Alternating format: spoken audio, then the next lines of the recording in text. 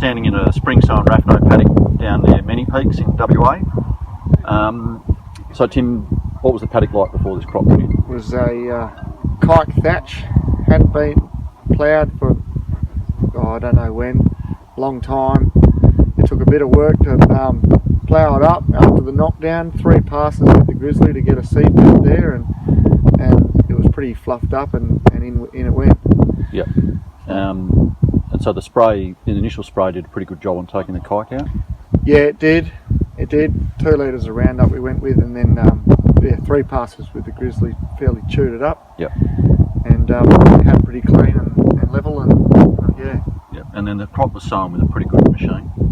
Yeah, brand new, new gent openers. Yep. Neighbours came in and did that one for us. Yeah, sure. So the crop went in end of October, had a little bit of fertiliser put out with it at sowing? Nothing down the tubes. Once it germinated, gave it a sniff of 70 kilos of nitrogen. Yep. And that was it. Because it germinated pretty quick, we had rain. Yeah, it did. We had a pretty good setup, really. Yeah. Had about 1 inch of rain 10 days after sowing, yeah. and then another follow-up when Yep. we got the urea on then, and also a spray for diamondback moth at that time. Yep. And a clethodim spray for a another bit more kite came up, so we did a grass selective, got that out at the same time for the diamondback moth. Yep. And that grew pretty well after that. It, yeah, and it just went nuts. Yep. And we couldn't believe it. Yep. And I don't know the grazing date, but we put 250 of our tail lambs on the 6 hectares, and 4 weeks later they were gone. Yep. So that was middle of January, those lambs went on from memory? Yeah, must have been. Yep. And your grazing management with that first grazing was spot on, so you got it right back down to a little stump with a bit of leaf hanging off it? Yeah, there was not much there. We thought we'd overdone it, and we were a bit, oh shit, see how that goes, but with no rain, the tap roots must have been in, no rain, and away it went again. Yeah, sure. Yeah. So then we got into March, and there was rain due, and you gave it another shot of urea. Yep. And I remember standing in this paddock, it was the 10th of March, and I think it was the cattle in at the end of March. So at the 10th of March there was virtually nothing here, and then at the end of March it was up. Urea, we had a good storm early. Yep. And again, it just took off. It was really impressive to see, and then we just couldn't get enough cattle in on it. Yep. Just had to. We started with 30, upped it to 60, and then ended up with 90 head in here. And they stayed in for 4 weeks. Yep. And that's on 6 hectares. Yeah, 6 hectares. Yep. Yep.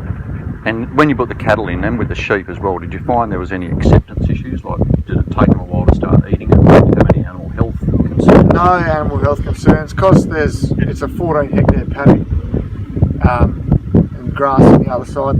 They chewed on the grass for a bit before they got into this, but once they got onto it and got a taste for it, there was Sure. And so now the cattle have been out of here for about 10 days or so. 12 days. 12 days they've been out. It was fairly chewed back. Yep. It had 75 kilos of urea a month ago. Yep. While the cattle were in here. Yep. They've been out for 12 days, and it's already back to as we. So it's quite impressive regrowth. It certainly is. We've got 140 head in the paddock next door waiting.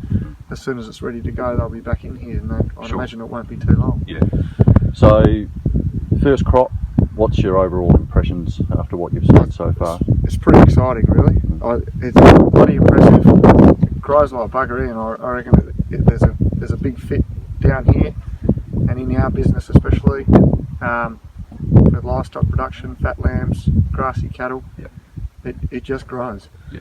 It's impressive. Yeah, excellent. All right, thanks Tim. No worries.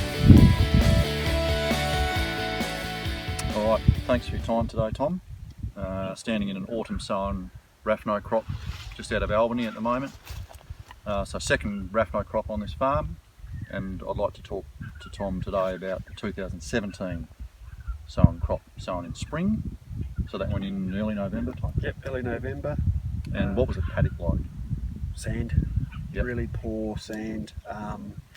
we turned into a feed yard. We had opportunity to chuck a little bit in there and see how it went. So we just used that paddock because it was a little one that was locked up and ready to go. It wasn't anything to do with fertility at all. So Yep. And had a bit of rain. About 10 mil just after we sowed, and then nothing for probably 3 months. Okay. And then not a lot more over summer. Yep. And I remember looking at it in December. The plants had just wilted, laying flat on the ground, getting eaten by insects. Yep. I thought it was just a disaster. Yep. We'd lost all hope in it. We'd given it one spray for diamondback moth, and just cut our losses and said, no, that'll be the end of that. So we just left it alone. Yep. I agree. Yep. And then it rained March, I think, was it? About then, Yeah. And what happened after it rained? She went berserk. So we ended up with, I think, 11 grazings from November to November. We got 11 grazings off it. Couldn't believe how it managed to tolerate the dry. We limited our feed going into it with nitrogen, and still managed to really show good results. And no animal health issues, no acceptance issues when you put cattle in? No, you could toss it over the fence and they'd be onto it straight away. Sure. So they loved it. Yeah. And when you talk about grazings, how high was it when you grazed it? Probably knee high. Back To, and then back to, you could pretty well graze it back to a stump if you wanted to, and you couldn't outgraze it. It'd just keep coming back. So And where do you see Raphnose fitting into this farm business on this property?